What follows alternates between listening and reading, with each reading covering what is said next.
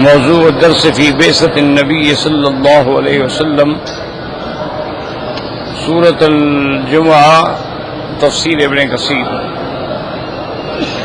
الحمد لله رب العالمين والصلاة والسلام على أشرف الأنبياء والسيد المرسلين سيدنا محمد وعلى آله وأصحابه أجمعين. اللهم صل على سيدنا محمد وعلى آل سيدنا محمد كما صليت على إبراهيم وعلى آل إبراهيم في العالمين إنك حميد مجيد. أعوذ بالله من الشيطان الرجيم. بسم الله الرحمن الرحيم. يسبح لله ما في السماوات وما في الأرض الملك القدوس العزيز الحكيم. هو الذي بعث في الأميين رسولا منهم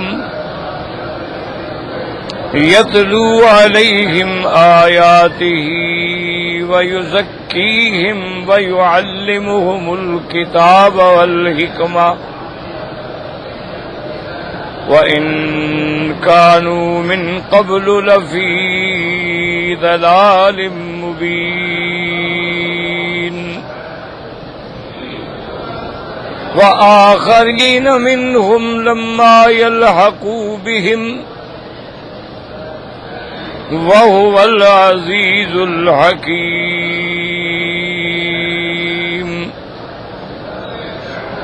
ذلك فضل الله يؤتيه من يشاء والله ذو الفضل العظيم.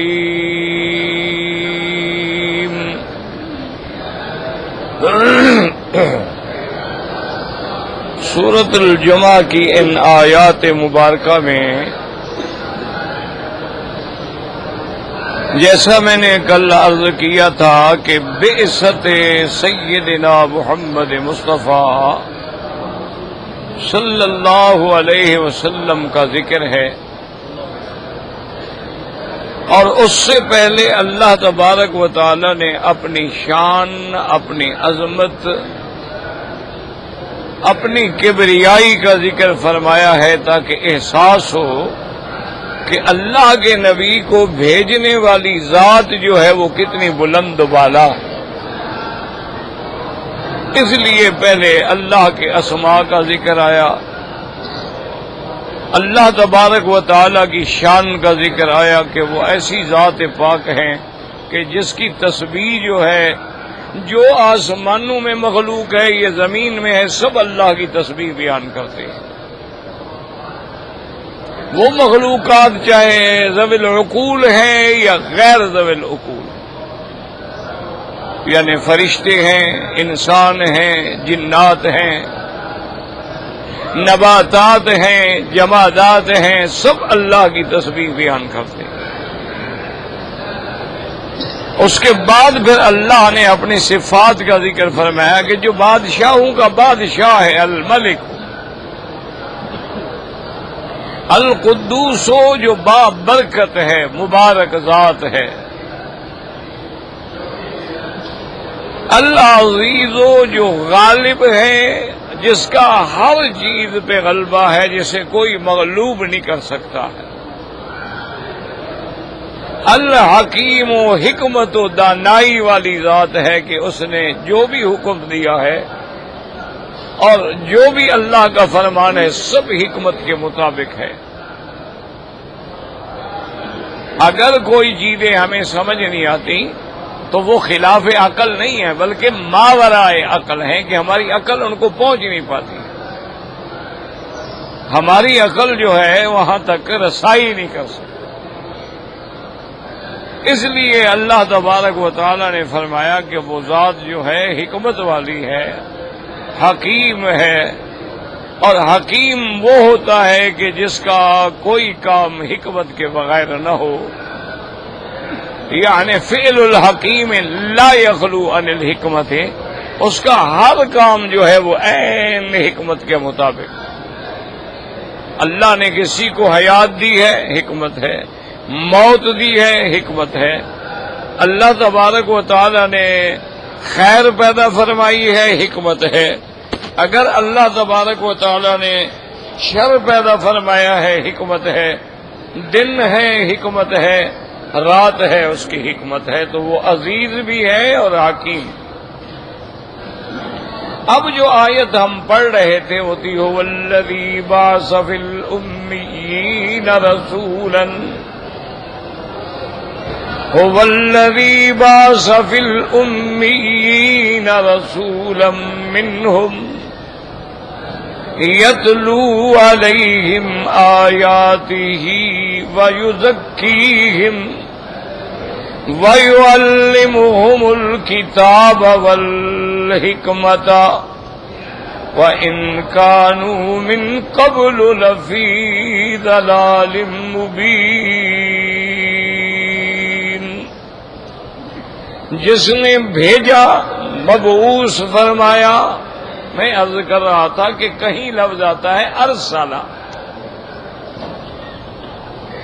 جیسے اللہ نے قرآن پاک میں حضور پاک کی شان میں بھی فرمایا هو الذی ارسل رسولہ بالہدی ودین الحق لیظہرہ علی الدین کلہ، اور کہیں فرماتے ہیں هو الذی بعث، تو بعض علماء فرماتے ہیں اس کے معنی میں کوئی فرق نہیں، بھیجا یا مبعوث فرمایا، کتاب عطا فرمائی یا کتاب نازل فرمائی۔ اور بعض علماء نے فرمایا کہ نہیں، فرق ہے۔ ارسال تو یہ بھی ہو سکتا ہے کہ ایک پیغمبر بھیجا جائے جو ان کی قوم کا نہ ہو، وہ اس کو جانتے بھی نہ ہوں، وہ ارسال ہوتا ہے۔ اور ایک ہے کہ انہی میں سے کھڑا کیا جائے، ان میں سے اٹھایا جائے، جیسے کہ یہاں حضور صلی اللہ علیہ وسلم کے بارے میں آیا، اور حضور پاک کے لیے سیدنا ابراہیم نے بھی یہی دعا مانگی تھی، ربنا وابعث فیہم رسولا رسولا منہم۔ تو اب ہمیں مسئلہ یہ سمجھ آیا کہ رسولا منہم سے کیا مراد ہے۔ مفسرین کرام فرماتے ہیں کہ منہم کا معنی یعنی من جنسہم، من قبیلتہم، کہ اللہ نے پیغمبر جو بھیجا ہے ان کی جنس میں سے بھیجا ہے، انسان بھیجا ہے۔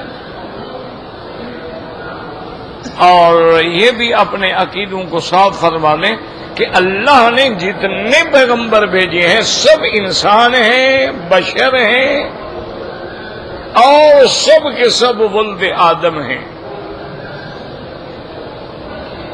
حضور صلی اللہ علیہ وسلم بھی بشر ہیں، سید البشر ہیں، افضل البشر ہیں، اکمل البشر ہیں، لیکن آپ بھی محمد ابن عبداللہ ہیں۔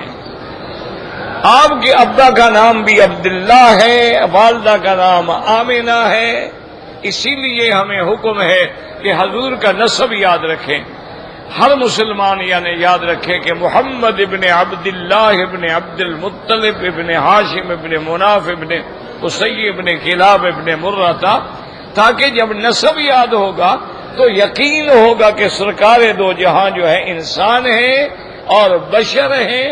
اور اللہ نے قرآن میں کئی مقام پہ فرمایا کہ آپ اعلان کر دیں قل انما انا بشر،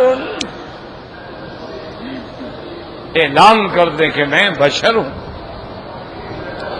اور صرف بشر نہیں، بشر مثلکم، تمہاری طرح انسان ہوں، میں کھاتا ہوں، میں پیتا ہوں، میری بیویاں ہیں، میرے بچے ہیں، میری اولاد ہے، دکھ ہے، سکھ ہے، تکلیف ہے، پھر میں بھول جاتا ہوں جیسے تم بھول جاتے ہو. انما انا بشر انسا کما تنسون، کہ جیسے تم بھولتے ہو میں بھی بھول جاتا ہوں. اغضب کما تغضبون، مجھے بھی غصہ آ جاتا ہے جیسے تم کو غصہ آ جاتا ہے. اور ایک حدیث میں حضور نے فرمایا انما انا بشر فان نسیت فذکرونی، اگر میں بھول جاؤں تو مجھے یاد کرایا کرو کہ میں بھی انسان ہوں، میں بھول جاتا ہوں. اور کئی ایسے واقعات ہیں کہ حضور صلی اللہ علیہ وسلم نماز میں بھول گئے. آپ نے 4 رکعتوں کے بجائے 2 رکعت پڑھ کے سلام پھیر دیا. ایک صحابی کھڑے ہوئے، انہوں نے عرض کیا کہ یا رسول اللہ اقصرت الصلاۃ ام نسیت، یا رسول اللہ کہ نماز چھوٹی ہو گئی ہے یا آپ بھول گئے ہیں؟ حضور نے فرمایا نہیں، ما قصرت الصلاۃ، نماز بھی چھوٹی نہیں، وما نسیت، میں بھی نہیں بھولا، میں نے ٹھیک پڑھائی ہے. اب صحابی نے دوبارہ ادب سے عرض کیا قصرت الصلاۃ ام نسیت یا رسول اللہ، کہ نماز چھوٹی ہو گئی ہے، 4 کے 2 رکعتوں کا حکم ہو گیا ہے. کیوں؟ وحی تو آ رہی ہے نا، اللہ نے وحی کر دی ہو، یا پھر آپ بھول گئے؟ فرمایا نہیں، ما قصرت الصلاۃ وما نسیت، نہ نماز چھوٹی ہوئی نہ میں بھولا. یعنی ایسا نسیان ہے کہ یاد دلانے کے بعد بھی یاد نہیں آ رہا. ورنہ اس نے جب یاد کیا تو یاد آ جاتا، نہیں آتا. اس نے 3ری دفعہ کہا. کیوں؟ صحابہ ہے نا کہ نماز اتنی بڑی اہم چیز ہے. ہمارے ہاں تو اگر کوئی مولوی یا پیر غلطی کرے تو کوئی ڈر کے ہمارے بتائے گا بھی نہیں. کہیں جی بڑا آدمی ہے، بڑے عالم ہیں، بڑے بزرگ ہیں، یار چپ کرو بس. صحابہ کو دین مقدم ہے، اللہ کا احکام مقدم ہے. انہوں نے پھر کہا کہ قصرت الصلاۃ ام نسیت یا رسول اللہ، نماز چھوٹی ہوگی اب. اور پھر میں ما قصرت الصلاۃ. پھر آپ نے دوبارہ صحابہ کی طرف دیکھا اور ان سے سوال فرمایا اسادہ کا ذریعہ دین. اچھا، ذل یدین کا معنی کیا ہوتا ہے؟ 2 ہاتھوں والا. تو ہر بندہ 2 ہاتھوں والا ہوتا ہے؟ کسی بندے کے 4 ہاتھ بھی ہیں. یہ پیار کی بات ہے، یہ محبت کی بات ہے کہ حضرت فرمایا اسادہ کا ذریعہ، یہ 2 ہاتھ والا بندہ جو ہے ٹھیک کہہ رہا ہے. یعنی حضور نے اس کے اعتراض پہ ناراضگی اظہار نہیں فرمایا، محبت کا اظہار فرمایا کہ اس کو دین کی اتنی طرف ہے کہ بار بار مجھے تنگ کر رہا ہے. اسی لیے آپ نے یہ محبت کی علامت ہے فرمایا سادہ کا ذریعہ دین. صحابہ نے کہا نام یا رسول اللہ، بالکل اس نے سچ کہا ہے. حضور صلی اللہ علیہ وسلم نے مزید 2 رکعت پڑھائیں اور اس کے بعد سجدہ صاحب کیا. تو حضور بھول گئے. اور یاد رکھو کہ اتنی لمبی چوڑی جو بات ہو رہی ہے نماز کے درمیان میں، اس نے 3 دفعہ سوال کیا، حضور نے 3 دفعہ جواب دیا. پھر حضور نے صحابہ سے، وجہ یہ ہے کہ اس وقت تک نماز میں بات کرنا جائز تھی، بعد میں منع ہوئی. اب ہم نماز میں کلام نہیں کر سکتے. پہلے جائز تھی، کسی نے پوچھا بھی نماز ہو گئی، اس نے کہا نعم ہاں ہو گئی.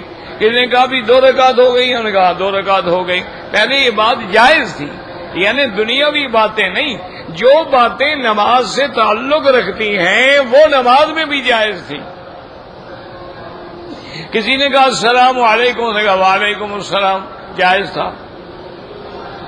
اسی لیے حضرت عبداللہ ابن مسعود رضی اللہ تعالیٰ عنہ فرماتے ہیں میں ایک دفعہ باہر سے آیا تو میں نے آ کے حضور نماز پڑھ رہے تھے، میں نے سلام کیا السلام علیکم یا رسول اللہ.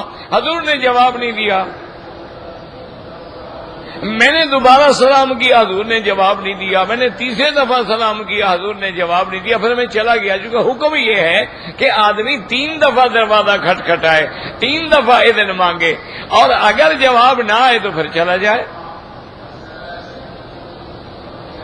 تو جب حضور نماز سے فارغ ہوئے تو آپ نے فرمایا کہ عبداللہ ابن مسعود کو بلائیں، تو مجھے بلایا گیا۔ آپ نے فرمایا عبداللہ ابن مسعود، اب اللہ نے نماز میں بات کرنا منع فرما دیا ہے، میں نے اس لیے جواب نہیں دیا۔ تو اس قسم کے واقعات جو ہیں تو بات یہ ہے کہ پیغمبر پہ صحو بھی ہوتا ہے اور پیغمبر پہ نسیان بھی ہوتا ہے،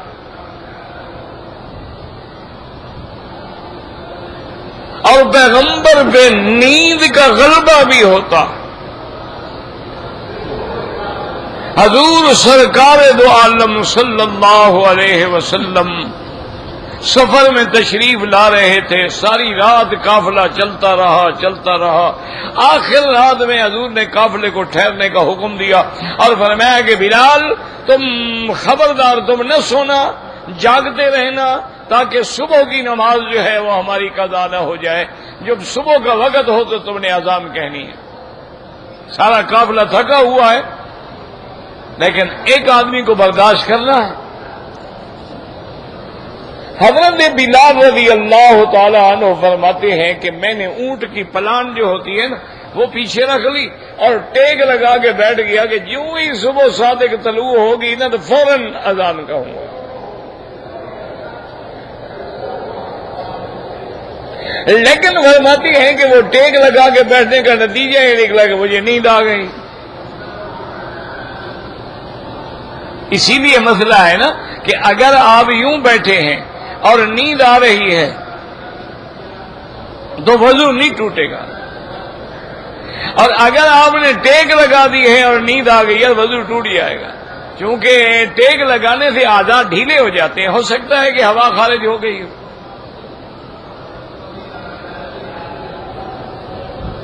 تو سیدنا بلال فرماتے ہیں میں سو گیا، صحابہ سو گئے، حضور سو گئے، اور پھر سب سے پہلے سرکار دو عالم کی نیند کھلی جب سورج کی دھوپ کی روشنی آئی حضور پہ۔ استيقظ رسول اللہ صلی اللہ علیہ وسلم، حضور بیدار ہوئے اور آپ نے فرمایا ہے نا بلال، بلال کو بلائیں۔ بلال آئے، آپ نے کہا کہ تمہارے تو میں نے ڈیوٹی لگائی تھی۔ خود نے کہا یا رسول اللہ، جس رب نے اپنے نبی کو سلا دیا تو بلال کی کیا طاقت تھی؟ حضور اللہ چاہتے آپ کو اٹھا دیتے، جبرائیل بھیج دیتے۔ جب اللہ نے آپ کو بھی سلا دیا ہے تو بلال کی کیا طاقت ہے؟ میں سو گیا۔ حضور نے فرمایا فخرجوا من هذا الوادي فإن هذا الوادي بها شیطان۔ حضور نے فرمایا جلدی کرو، قافلے کو نکالو اس وادی سے، اس وادی میں شیطان کے اثرات ہیں۔ حضور اس وادی سے نکل کے دوسری جگہ آئے، پھر آپ نے جماعت کی اور نماز قضا ادا فرمائی۔ تو یہاں سے بھی محدثین نے سبق لیا ہے کہ جس گھر میں نماز نہ ہو گویا وہ شیطان کا گھر ہے۔ جس گھر کے اندر نماز نہیں پڑھی جاتی وہ شیطان کا گھر ہوتا، وہ مسلمان کا گھر ہو ہی نہیں سکتا۔ یاد رکھیں کہ دعا بھی کریں اللہ ہمیں اپنے قرآن کی، سرکار دو جہاں کے فرمان کی سمجھ دے۔ حدیث مبارک ہو یا تفسیر قرآن ہو، یہ بہت بڑا علم ہے اور بہت بڑا دقیق علم ہے، اور یہ اساتذہ کے بغیر حل نہیں ہوتا۔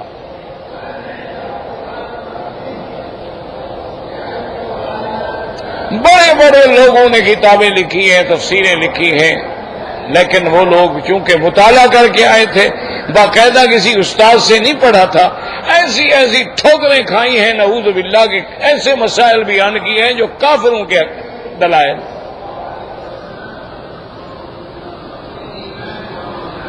بڑے بڑے لوگ تھے، تفسیر قرآن لکھی ساری دنیا میں پڑھی جاتی ہے، لیکن ایسی غلطیاں ہیں، اللہ معاف کرے، اللہ معاف کرے، کہ بندہ کافر ہو جاتا ہے۔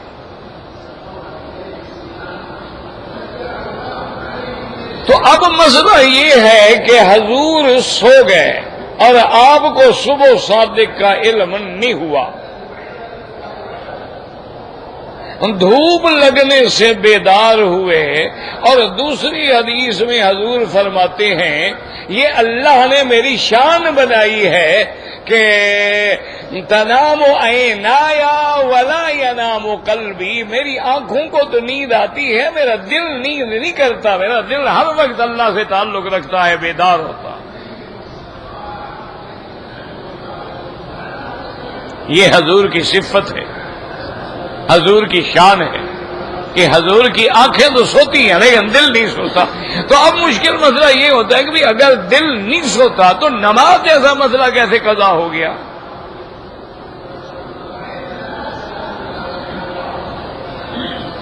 اگر حضور کا دل یعنی نہیں سوتا ہے، جاگ رہا ہے، تو یہ تو نماز جو ہے یہ تو اتنا اہم فریضہ ہے، اتنا اہم چیز ہے کہ امام شافعی جیسا آدمی، امام احمد ابن حنبل رحمۃ اللہ علیہم، شیخ الاسلام ابن تیمیہ رحمہ اللہ، شیخ الاسلام ابن القیم رحمہ اللہ تعالی فرماتے ہیں کہ جو بندہ ایک نماز بغیر عذر کے چھوڑ دے اور وقت نکل جائے، فرماتے ہیں کافر ہو گیا، اس کو قتل کر دیا جائے۔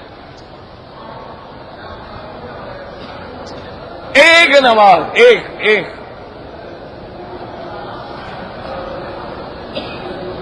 ٹھیک ہے۔ امام ابو حنیفہ رحمۃ اللہ علیہ فرماتے ہیں کہ یسجن ثم یستتاب ہو، کہ اس کو قید کر دیا جائے حتیٰ کہ توبہ کرے۔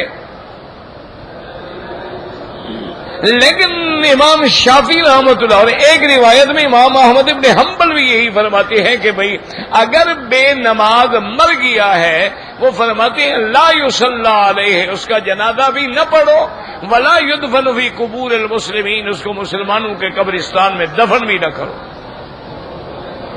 فرماتے ہیں وہ کافر ہے۔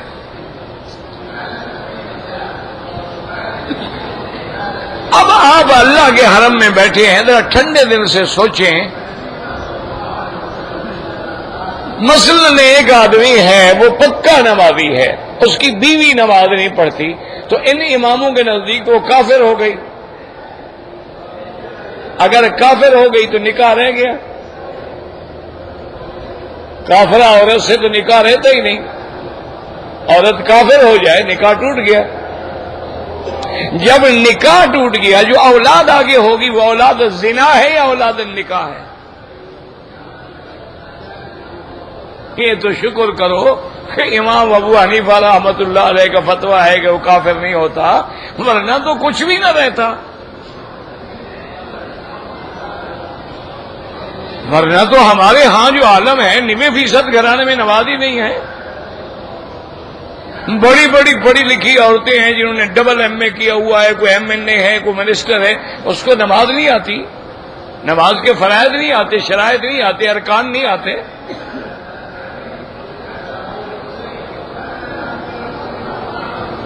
پتہ ہی نہیں اس کو کہ نماز کیا ہے۔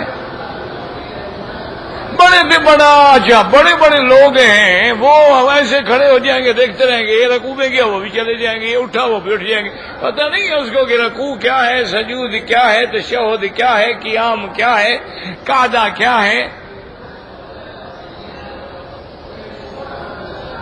اس کو پتہ ہی نہیں۔ تو یاد رکھیں، تو محدثین کوئی اللہ ان پہ کروڑوں رحمتیں فرمائے، انہوں نے کہا حضور کا دل نہیں سوتا ہے، لیکن وقت کا تعلق آنکھوں سے ہوتا ہے، وہ دل سے نہیں ہوتا ہے۔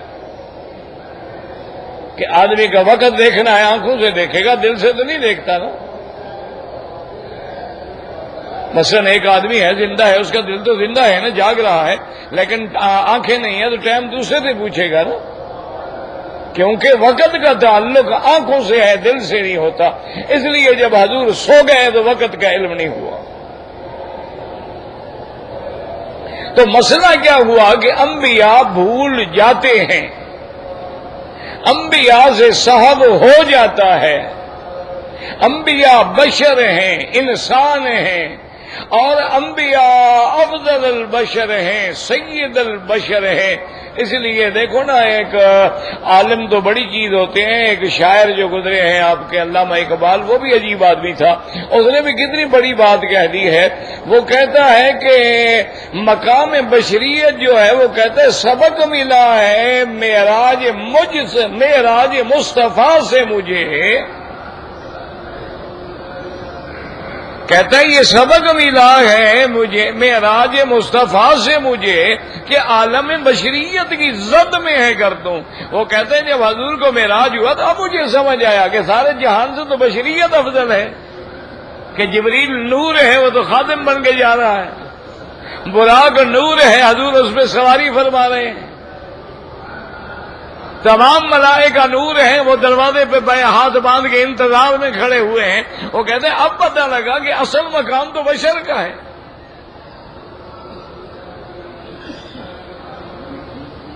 مقام بشریت جو ہے وہ اتنا اعلیٰ ہے کہ وہاں تو جبریل بھی نہیں پہنچ سکتا۔